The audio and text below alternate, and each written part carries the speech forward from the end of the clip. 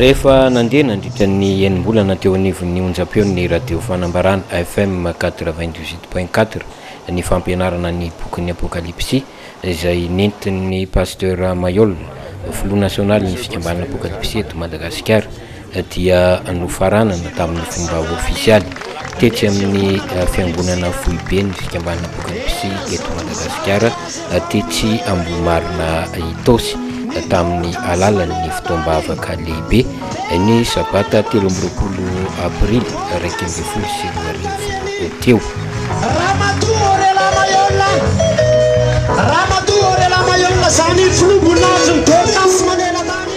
Fa nifanindry tamin'ny famaranana ny zakabe national ny sampana Dorcas mpanao soa eo anivon'ny fikambanana apokalypsy eto Madagasikara ihany koa ity fotoana ity.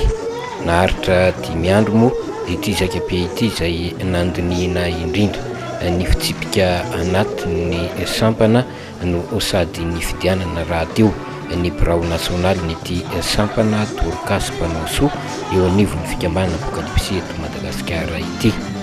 Mpizaika 700 manerana ny faritra 20 moa no nandray anjara atao anatiny izay zakabe izay.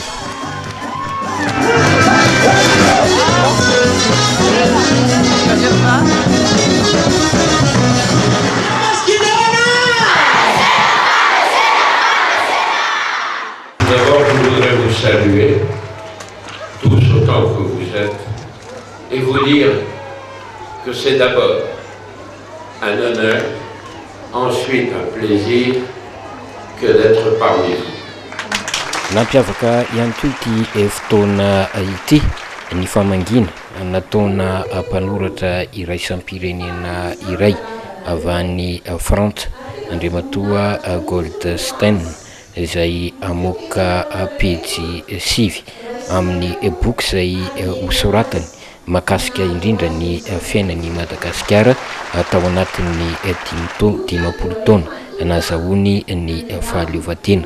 Nanotrona ity teratany vahiny ity ihany koa moa ny mpiara-miasa aminy Ramatoa Ratsivalaka Michel izay tsara ihany koa ny manamarika fa dia mpanolotsaina manokana eo anivon'ny fiadidiana ny Repoblika. Fa rehefa voaka tsara le boky dia tsy maintsy mbola miresaka amin'ny pasteur Mayol ihany izay. Ianao Monsieur Fernand, izao ny vokatry ny fiarahanareo amin'ny rahalahy. Iteraka voninahitra tompoko. Manao anao tompoko.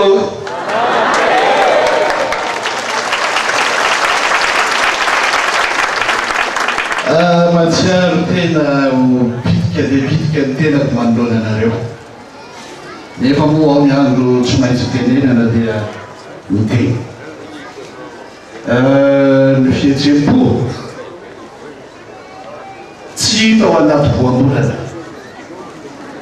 Itena hoe faly maivana be zany. Ny fanakaiky kokoa ngamba dia hoe sambatra. Tombontsoa nafahako ny teny ary misaotra nanome ahy manaraka an'izany ary ny faniriana dia hoe Iona Manakariva ho vita ny asa ho avy Jesosy.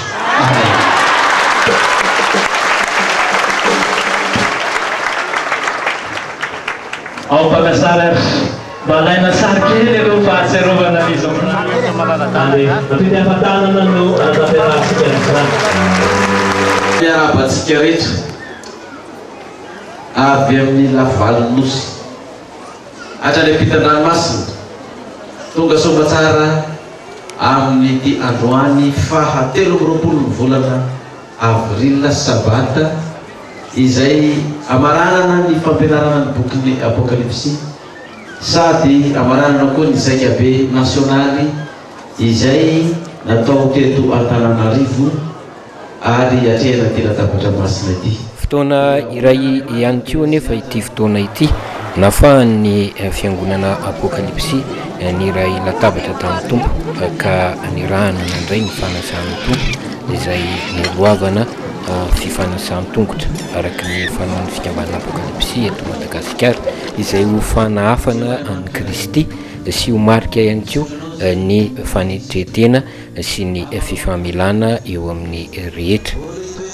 Ny fatokaraha teo tamin'ny fifamelan-keloka sy ny fifankatiavana ny afatra avy amin'ny tenin'Andriamanitra izay nozarainy ny pasteur Mayola tamin'ireo mpinon'alikisa tonga tetsy Ambohimarina itosy io sabata lasa teo io.